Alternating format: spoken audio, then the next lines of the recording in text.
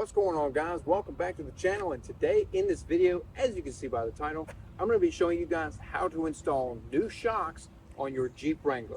Let's go ahead and get into the video. So the shocks that we're installing on the Jeep today are going to be these Teraflex 9550 VSS or vehicle specific shocks. These shocks are made for a 2.5-inch lift kit, and they can go on a 2007 through 2018 Jeep Wrangler JK or JKU. The Jeep that we're installing them on today is going to be a 2015 Jeep Wrangler Unlimited Rubicon with a 2.5-inch lift.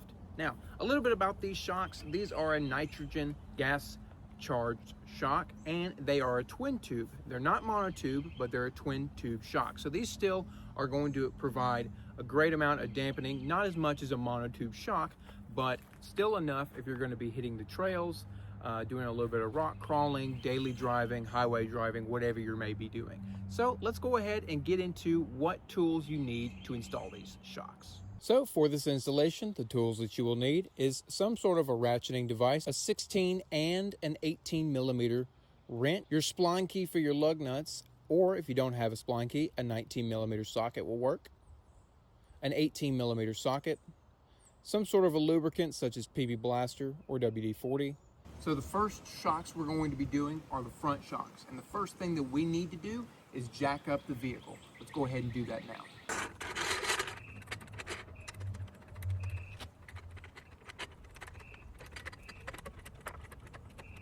Now that we've got this vehicle jacked up, we can go ahead and remove our wheel and tire. You're going to be using your 19 millimeter socket if you have standard lug nuts. If you don't, you need a 19 millimeter socket and the spline key for your aftermarket lug nuts. Let's go ahead and do this now.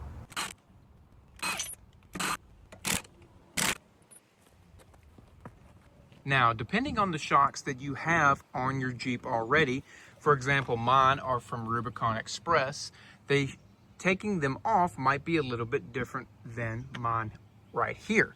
Now, up on the top here, as you can see underneath the battery box, which doesn't give us much room to take these shocks off, there's a 16 millimeter nut.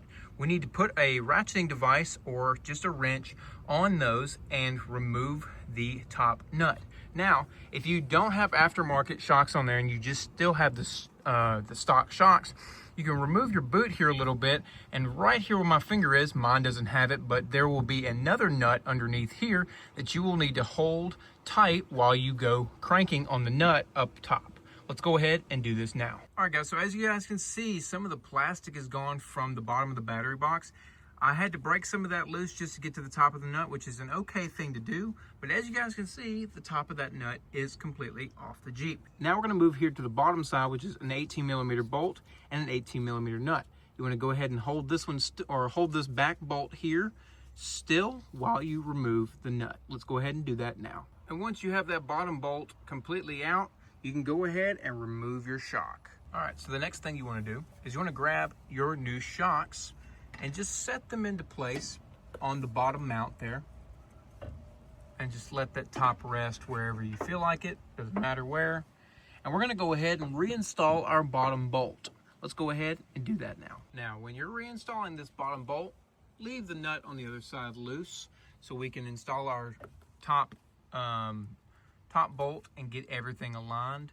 So the next thing that we're going to do is we're going to cut the plastic here that's holding the top of our shock downwards, remove this top cap, and we're going to install our bushings. Now, when you cut this plastic piece and remove this at the same time, we're going to let our shock, top of our shock tower, fall into one of these spots here, but don't let it go into the hole itself so we can put our bushings on. Let's go ahead and do that now. All right, so once you have your shock unclamped from the little plastic piece, so now you're going to grab your rubber bushings and your washers and your nut, right?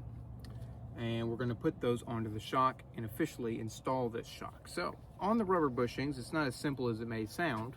On the rubber bushings, there's two different sides. One, there's this smaller side, or one with like an edge to it, and on the bottom there's another side. It's a little bit of a more of an edge to it.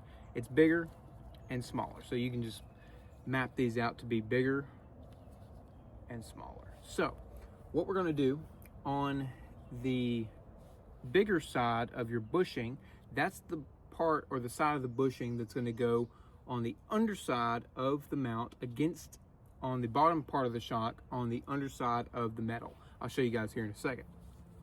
So that means the metal washer that you get is going to go on the smaller end here, just like so. So we're going to go ahead and install this on our shock, and I'll show you guys what it looks like after it's installed.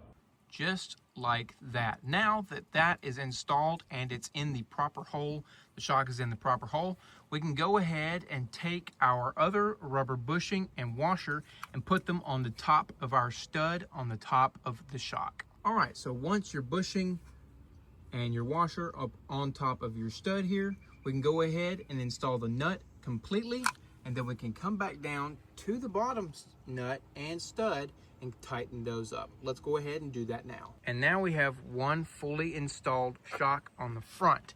Now, what you want to do when you're installing and tightening that top nut up there is tighten it enough to where this is compressing, this bushing is compressing just a little bit. That way you don't have any noises when you're driving down the road. Now you can always, if you are having a noise, and you're already done installing all of these shocks, you take it for a test drive and you're having a noise, you can always come back and tighten up this top nut some more. But that is this one side done. Let's go ahead and reinstall our wheel back onto our hub. And now that we've got our front shocks completely installed, we can go ahead and move on to the rear shocks. All right, so coming underneath the Jeep here, these are our shocks. We've got one bolt on the bottom, and then we've got the two that are up top there. So I went ahead and soaked those with some PB Blaster, and I've been letting them sit for about an hour. And because these get really exposed to water and stuff like that. So the first thing we're gonna do, I'm gonna do the driver's side here. And the first thing I'm gonna do is these 18mm bolts on the bottom, I'm gonna go ahead and remove those. They're the same exact size as on the front.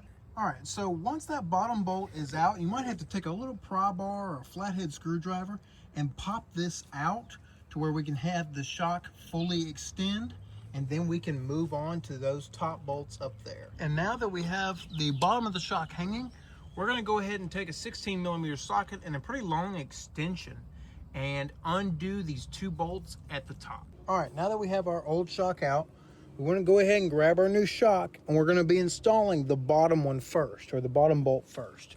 So we'll go ahead and set this up into place here. We'll go ahead and put that new bottom bolt, or that old bottom bolt, in. We're going to be reusing the hardware for the top and the bottom of these. Go ahead and just loosely put this one in there, and then we'll move on to the top. All right, so once we got our bottom bolt loosely installed, we're going to move to the top. We're going to cut this yet again and just let this fall into place up top, and then we'll reinstall our hardware up top. Once you have your hardware installed up top, we'll go ahead and finally go ahead and tighten this bottom bolt down. And there you have it, guys. There's that one shock there, fully installed. Now I'm going to go ahead and do the other side. And there you have it, guys. Both of the rear shocks are now installed. All right, guys, and that's how you install front rear shocks on all 2007 through 2018 Jeep JKUs and Jeep JKs. If you guys want to get these shocks for yourself, I'll put them in the link in the description box below. It's an affiliate link, and it just gives us a little bump back here on the channel. All right, guys, if you guys enjoyed today's video, if I helped you out in any way, shape, or form, give me a like, comment down below, and subscribe for more videos like this. We'll see you guys in the next one. Peace.